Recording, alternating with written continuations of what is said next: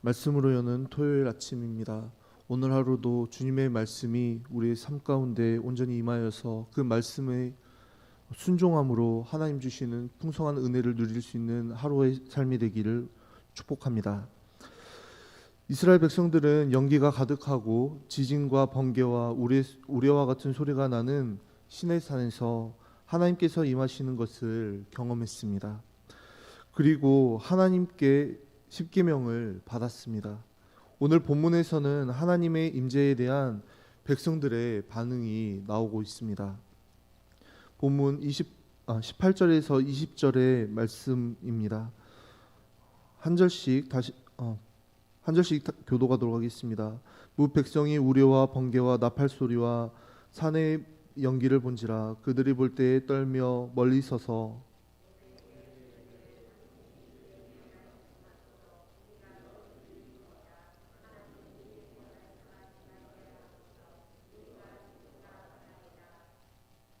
모세가 백성에게 이르되 두려워하지 말라. 하나님이 임하심은 너희를 시험하고 너희로 경외하여 범죄하지 않게 하려 하심이니라. 하나님께서 이스라엘 백성들에게 임하셔서 말씀하실 때 백성들의 반응은 두려움이었습니다. 이들은 너무도 두려워서 제발 하나님께서 우리에게 직접 말씀하시지 마시고 모세를 통해 전달해 달라고 간절히 요청합니다. 한 번만 더 하나님의 임재를 경험하면 그 하나님의 우레와 같은 그 지진 소리와 같은 그 음성을 직접적으로 들으면 죽을 것 같은 두려움에 휩싸여 있었던 것입니다. 십계명을 주시기 직전과 직후에 이와 같은 하나님의 임재의 현상들에 대한 묘사가 등장하는 것을 통해 하나님께서는 우리에게 율법과 십계명의 본질에 대해 가르쳐주고 계십니다. 이스라엘 백성들이 십계명을 받으면서 두려워한 것은 단순히 지진과 번개와 우레소리와 같은 그런 소리 때문만은 아니었습니다. 그들은 하나님께서 십계명을 통해 삶의 모든 영역에서 하나님께 충성하라 명령하셨던 것을 잘 이해했습니다. 물론 십계명에 담긴 모든 뜻을 온전히 깨닫지는 못했지만 이 명령이 결코 거부할 수 없는 의로운 명령인 것은 알았던 것입니다. 이들은 십계명을 받기 이전에 19장 18절에서 여호와께서 명령하신 대로 우리가 다 행하리이다라고 말했습니다. 하지만 이 십계명과 율법의 말씀을 제대로 들은 사람의 합당한 반응은 절망과 두려움과 슬픔입니다. 왜냐하면 하나님의 이러한 명령은 너무나 정당해서 그 명령대로 행해야 마땅하지만 우리 연약한 인간은 이 말씀을 온전히 다 지키며 순종하고 충성할 수 있는 실력이 없기 때문입니다. 그래서 이스라엘 백성들은 모세에게 하나님과 그들 사이를 이어줄 중보자가 되어줄 것을 요청했습니다. 신명기 5장 28절에서 29절에서 하나님께서는 이렇게 말씀하십니다. 여호와께서 너희가 내게 말할 때 너희가 말하는 소리를 들으신지라. 여호와께서 내게 이르시되 이 백성이 내게 말하는 그 말소리를 내가 들은즉 그 말이 다 옳도다. 다만 그들이 항상 이 같은 마음을 품어 나를 경외하며 내 모든 명령을 지켜서 그들과 그 자손이 영원히 복받기를 원하노라. 하나님께서는 이스라엘 백성들이 그들과 하나님 사이를 이어줄 다리 역할을 할 중보자를 요청하는 것이 합당하다고 말씀하십니다. 그들에게 중보자가 분명 필요했습니다. 20절에서는 하나님께서 임재하셔서 직접 이스라엘과 언약을 맺으시고 십계명과 율법을 주신 이유에 대해서 말씀하십니다. 하나님이 임하심은 너희를 시험하고 너희로 경외하여 범죄하지 않게 하려 하심이니라 라고 말씀하셨고, 또 신명기에서는 항상 이 같은 마음을 품어 하나님을 경외하며 그분의 모든 명령을 지켜서 그들과 그 자손이 영원히 복받기를 원한다고 말씀하십니다. 우리는 여기에서 십계명과 율법을 주신 목적에 대해 다시 한번 생각하게 됩니다. 하나님께서는 십계명을 통해 죄가 무엇인지를 우리로 하여금 알게 하시고 하나님께서 우리에게 요구하시는 삶의 기준에 대해 깨닫게 하십니다. 십계명과 율법에 드러난 하나님의 의로운 요구에 순종하지 않으면 심판을 받게 될 것을 깨닫고 두려움 안에서 항상 하나님을 경외하며 하나님 앞에 서는 자가 되기를 원하신 것입니다. 하나님께서는 십계명과 율법을 통해 우리로 하여금 자신이 죄인임을 깨닫게 하시고 우리 스스로의 힘과 의지로는 하나님의 명령에 순종할 수 없고 하나님의 높고 거룩한 기준에 닿을 수 없는 존재임을 깨닫게 하십니다. 이를 통해 우리는 나에게 하나님의 은혜와 자비가 반드시 필요하다는 것을 알게 하려 하신 것입니다. 이 과정이 없이는 누구도 복음을 향해 나아갈 수 없기 때문입니다.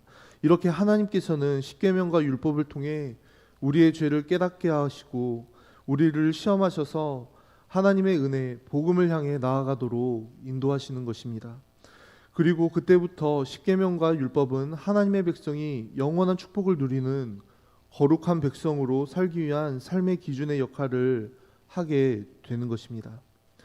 21절에 보면 이스라엘 백성들은 두려움에 떨며 멀리 서 있었고 모세는 하나님이 계신 흑암으로 가까이 갑니다.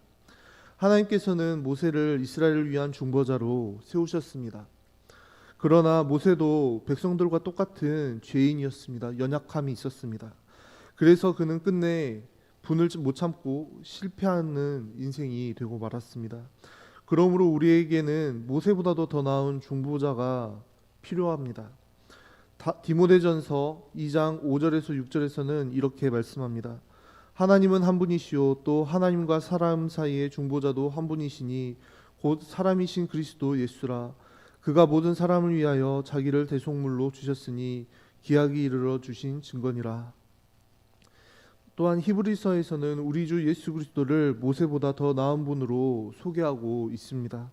모세는 성냄으로 하나님의 의를 온전히 이루지 못했지만 우리 주님께서는 온전한 순종을 이루신 분으로 선포하고 있습니다. 우리는 완전한 중보자이신 예수 그리스도를 의지하여 그분을 통해 하나님 앞에 설 수 있게 되었습니다. 예수님께서 하나님의 율법을 완성하셨고 온전히 순종하셨으며 우리의 죄에 대한 대가를 십자가에서 모두 지불하셨기에 우리는 예수 그리스도를 믿는 그 믿음으로 구원받은 하나님의 자녀요 백성으로 담대히 하나님께 나아갈 수 있게 된 것입니다. 이제 예수 그리스도 안에서 하나님의 자녀가 된 우리에게 십계명은 더 이상 우리를 두렵게 하며 우리를 속박하는 법이 아니라 오히려 우리를 자유롭게 하는 법인 줄로 믿습니다. 야고보서 1장 25절에서는 이렇게 말씀하고 있습니다. 자유롭게 하는 온전한 율법을 들여다보고 있는 자는 듣고 잊어버리는 자가 아니요 실천하는 자니 이 사람은 그 행하는 일에 복을 받으리라. 여기서 온전한 율법이라고 하는 것은 그리스도의 복음으로 성취된 온전한 율법을 말씀하는데요. 이때 율법은 성도를 구속하는 것이 아니라 성도를 자유롭게 하는 법이 된다는 의미입니다. 그러므로 우리는 구원을 얻기 위해 율법을 지키는 것은 아닙니다. 예수 그리스도를 믿는 믿음으로 구원받았기 때문이며 우리는 하나님의 은혜에 선물로 주신 그 구원에 감사하며 하나님을 사랑하는 마음으로 하나님께 영광 돌리는 삶을 살아내기 위해서 기쁨으로 율법 곧 하나님의 말씀을 지켜 행하게 되는 것입니다.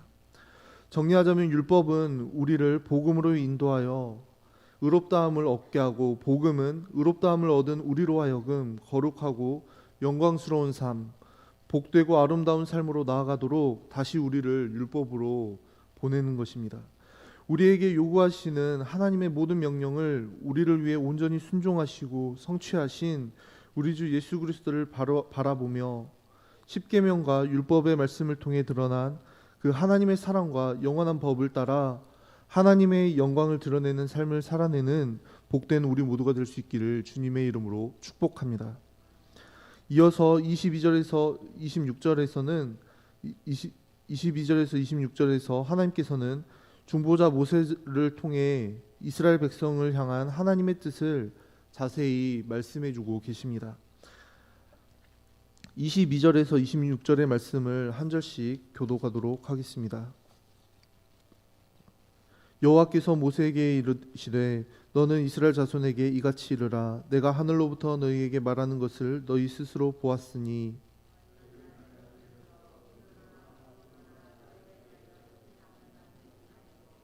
내게 토단을 쌓고 그 위에 내 양과 소로 내 번제와 화목제를 드리라.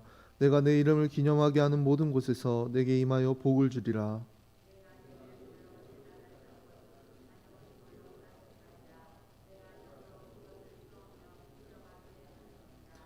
너는 층계로 내 제단에 오르지 말라. 내 하체가 그 위에서 드러날까 함이니라.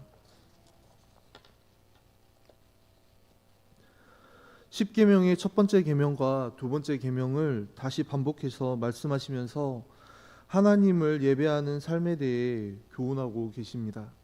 22절에서 내가 하늘로부터 너희에게 말하는 것을 너희 스스로 보았다고 말씀하신 것은 모든 예배의 기초가 바로 하나님의 구원 역사와 하나님의 말씀이라는 것을 보여줍니다.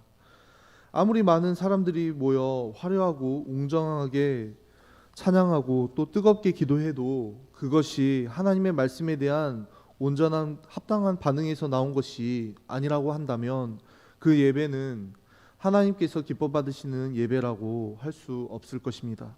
오직 구원받은 성도들이 하나님의 말씀을 듣고 하나님의 말씀대로 반응하여 드리는 예배가 바로 바른 예배인 줄로 믿습니다. 하나님이 누구신가에 대해 하나님께서 말씀해 주시는 대로 바르게 깨닫고 하나님을 어떻게 예배해야 하는가에 대해 하나님께서 우리에게 명령하신 대로 순종하지 않는다면 그것은 결코 영과 진리로 드리는 예배라고 할 수가 없습니다. 그 예배가 아무리 뜨겁고 화려해도 웅장하고 마음에 감동이 되어도 참된 예배라고 할 수 없을 것입니다. 그래서 23절에서는 나를 비겨서 은으로나 금으로나 너희를 위하여 신상을 만들지 말라고 말씀하십니다. 하나님은 결코 그 어떤 것으로도 형상화될 수 없는 분이시기 때문입니다. 아무리 멋지고 아름다운 형상이어도 하나님을 형상화하는 것은 하나님의 영광과 아름다움을 훼손하는 것이며 하나님을 피조물의 수준으로 끌어내리는 신성모독의 죄를 범하는 것이기 때문입니다. 23절에서 너희를 위하여라고 말씀하시는데요. 연약한 자의 믿음을 돕기 위해 하나님을 형상으로 만드는 것이 어떻게 보면 여러모로 유익하다고 생각할 수도 있습니다. 나름대로 좋은 의도를 가지고 있을 수도 있습니다. 그러나 우리는 결코 가시적으로 하나님의 형상을 나타내는 도구들, 우리의 눈과 감성을 현혹하는 것들로 우리의 예배를 오염시키지 않도록 우리는 주의해야 합니다. 24절에서 번제와 화목제를 드리라고 말씀하십니다. 이 두 가지 제사는 이후 하나님께서 말씀하신 다른 모든 제사를 포괄하는 제사입니다. 번제는 모든 제물을 다 불살라서 드리는 제사로 속죄의 의미가 담겨 있으며 또한 화목제에는 하나님과의 관계가 회복되고 하나님과의 그 화목의 은혜 안에서 이웃과의 관계 또한 화목의 은혜를 누리라는 의미가 담겨 있습니다. 우리 모두가 드리는 오늘 우리가 드리는 예배 속에도 이와 같은 번제와 화목제의 의미가 담겨 있어야 합니다. 예수 그리스도의 보혈로 말미암는 속죄와 그 은혜로 인해 하나님과 화해하고 이웃과 온 세상과 화해한다는 메시지가 우리가 드리는 예배에도 담겨 있어야 합니다. 또한 하나님께서는 돌로 제단을 쌓을 때는 다듬은 돌로 쌓지 말라고 하시거나 계단을 만든다거나 하체를 보이지 말라고 말씀하십니다. 이것은 이교도 신전에서 행해지던 일이었기 때문입니다. 그래서 하나님께서는 하나님께 예배할 때, 하나님께 제사를 드릴 때는 이방신 우상을 섬기던 그런 종교 의식과 그런 방법과는 구별되이 하나님께 예배할 때는 구별되게 하나님의 방법대로 하나님이 정하신 대로 예배하라고 말씀하신 것입니다. 인간이 만든 세계에서 인간이 만든 신의 세계에서 인간의 뜻대로, 인간의 방법대로, 인간이 정한 대로 살아가고 있지는 않은지 우리는 분별해야 합니다. 하나님을 진정으로 경외하는 사람은 하나님의 뜻대로, 하나님의 방법대로, 하나님께서 정하신 대로 살기를 열망하는 줄로 믿습니다. 그렇게 살아내기 위해 하나님의 도우심을 우리는 구해야 합니다. 왜 그럴까요? 그 길이 가장 최선의 길이며 가장 완전하고 안전한 길이며 가장 행복한 길이기 때문입니다. 가장 복된 길이기 때문입니다. 그렇게 하나님의 뜻과 방법대로 하나님이 정하신 대로 예배드리는 이들에게 하나님께서는 오늘 이렇게 말씀하고 계십니다. 내가 내 이름을 기념하게 하는 모든 곳에서 내게 임하여 복을 주리라 라고 말씀하십니다. 그러므로 우리는 하나님께서 기뻐 받으시는 참된 예배가 무엇인지를 오늘 말씀을 통해 반드시 기억해야 합니다. 우리가 함께 모여드리는 모든 공적 예배와 기도회와 모임 가운데 하나님의 임재와 풍성한 은혜와 축복이 가득하기를 주님의 이름으로 간절히 소망합니다. 기도하겠습니다. 사랑과 은혜가 풍성하신 아버지 하나님, 감사합니다. 주님을 향한 우리의 마음이 너무 왜곡되거나 한쪽으로 쏠리지 않기를 원합니다.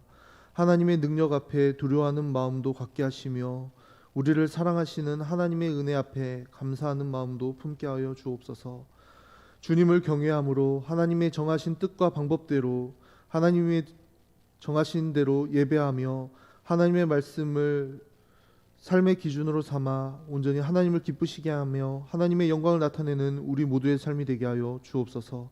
예수님의 이름으로 기도하옵나이다. 아멘.